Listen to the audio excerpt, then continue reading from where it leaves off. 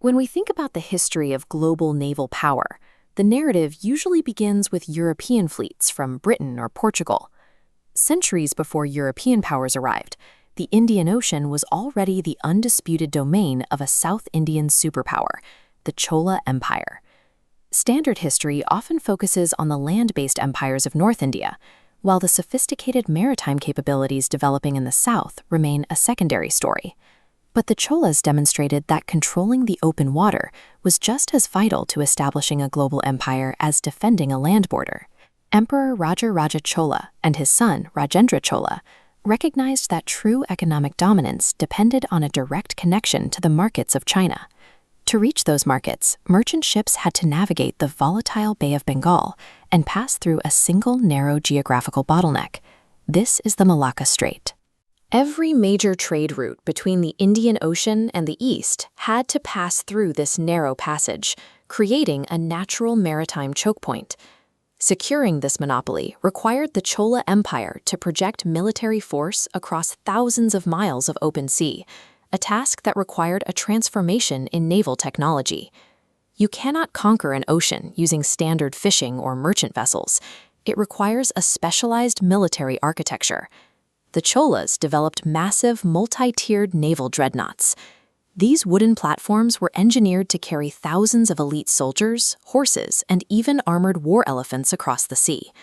Their success relied on a scientific understanding of monsoon wind patterns for navigation and the training of specialized marine commandos for ship-to-ship combat. Funding this fleet required a massive tax base. These administrative records, like the Uttaramarur inscriptions, reveal a highly organized local government system that managed the wealth needed to sustain such a large military force. This wasn't just a group of ships. It was a sustainable, state-funded military infrastructure that lived on the water. The primary obstacle to this system was the Srivijaya Empire in modern-day Indonesia, which held physical control over the Malacca Strait. As shown in this satellite view, Srivijaya sat directly on the waterway, blocking Indian merchant ships and threatening the Chola economy. In response, Rajendra Chola launched a sudden, coordinated naval strike from thousands of kilometers away. The Chola fleet dismantled the Srivijaya navy in their own waters and captured their king, removing the blockade entirely.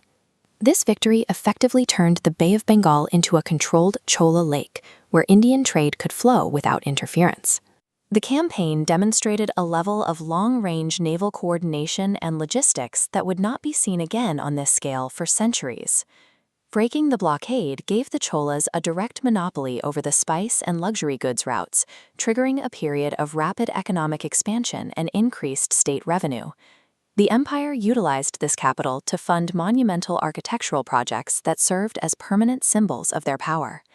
The Brihadishvara Temple is the most significant monument of this era.